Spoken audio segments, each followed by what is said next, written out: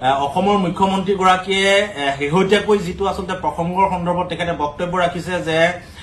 ইউএছটিএমৰ লগত তেখেতে বহুদিনৰ পৰা ব্যক্তিগত পৰ্যায়ত যেন এটা যুদ্ধ কৰি আছে তেনেকুৱা যেন এটা কথা অনুভৱ হয় আৰু আজি তেখেতে এটা কথা উল্লেখ কৰিলে যে ইউএছটিএমত পঢ়িলে অসমত চাকৰি কৰিবৰ কাৰণে বেলেগকৈ পৰীক্ষাত অৱতীৰ্ণ হ'ব লাগিব এই কথাটো তেওঁ আজি উল্লেখ কৰিছে আমি এটা কথা স্পষ্টকৈ ক'ব বিচাৰিছো যে যেতিয়া ফ্লাড জেহাদৰ কথা কৈছিল যেতিয়া গুৱাহাটীৰ বানপানীৰ কথা কৈছিল তেতিয়া ইউএছটিএম আৰু ডিপিএছৰ কথা কৈছিল আমি দেখিবলৈ পালো যে ডিপিএছৰ সত্তাধিকাৰ গৰাকীয়ে তেখেতৰ সিএম ফাণ্ডলৈ এটা মাননী আগবঢ়ালে আৰু সেই মাননীটো আগবঢ়াৰ পিছত ডিপিএছৰ কথা এতিয়া নোকোৱা হ'ল এতিয়া কেৱল ইউএছটিএমৰ কথা কোৱা হ'ল আমাৰ ইউএছটিএমৰ মালিক পক্ষৰ লগত তেওঁৰ ব্যৱসায়িক কিবা সংঘৰ্ষ আছে সংঘাত আছে তেওঁৰ পৰিয়ালে কৰিব খোজা কিবা ব্যৱসায় ইউএছটিএমৰ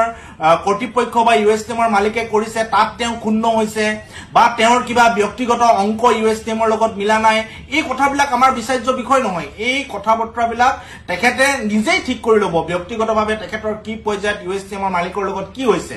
তেওঁ ফ্লাড জেহাদ কৰিছে আন কিবা কৰিছে এইবিলাক কি কাৰণে তেওঁ উত্থাপন কৰিবলগীয়া হৈছে এই কথা বতৰাবিলাক আমি খুচৰিবলৈ যোৱা নাই মেঘালয়ত থকা এখন বিশ্ববিদ্যালয় যিখন বিশ্ববিদ্যালয়ে নাকৰ স্বীকৃতিপ্ৰাপ্ত এ গ্ৰেড থকা এখন বিশ্ববিদ্যালয় ইউজিচিৰ নিয়ম অনুসৰি তেখেতসকলে গোটেই শিক্ষা ব্যৱস্থাটো আগবঢ়াই লৈ গৈছে আৰু তাৰ কাৰণে অসমৰ প্ৰায় ৬-৭ হাজাৰ ছাত্ৰ ছাত্ৰীয়ে সেই ইউএছটিএমত এতিয়া অধ্যয়ন কৰি আছে বিভিন্ন বিভাগত গতিকে তেখেতে যেতিয়া কলে যে ইউএছটিএমৰ ব্যক্তিগত পৰ্যায়ৰ কাজিয়াখন নি যেতিয়া অসমৰ ছাত্ৰ ছাত্ৰীসকলৰ মূৰত মাধমাৰ মাৰিবলৈ গ'ল এই বিষয়টোত কিন্তু আমাৰ আপত্তি আছে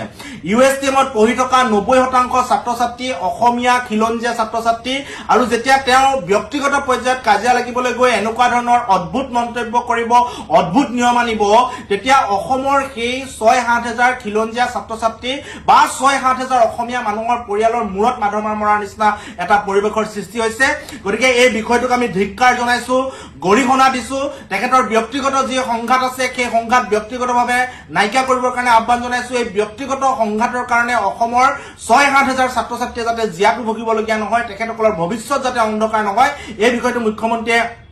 ধ্যান ৰাখক আৰু যদি সঁচাকৈ ইউএছটিএমৰ কাৰণে অসমত বানপানী হৈছে তেওঁ আগতে কোৱাৰ ডিপিএছৰ কাৰণে অসমত বানপানী হৈছে তেওঁ নেডাৰ আহ্বায়ক উত্তৰ পূবৰ ৰাজনীতিৰ এগৰাকী চাণক্য ব্যক্তি গতিকে তেওঁ মেঘালয় চৰকাৰৰ লগত অতি শীঘ্ৰে কথা বতৰা পাতি বিষয়টোৰ ফলপ্ৰসূ সমাধানৰ ব্যৱস্থা কৰক তাত পঢ়ি থকা অসমীয়া খিলঞ্জীয়া ছাত্ৰ ছাত্ৰীৰ মূৰত মাধমাৰ সোধাবৰ কাৰণে এনেকুৱা ব্যক্তিগত সংঘাত নকৰিবৰ কাৰণে আমি মুখ্যমন্ত্ৰীগৰাকীক আহ্বান জনাইছো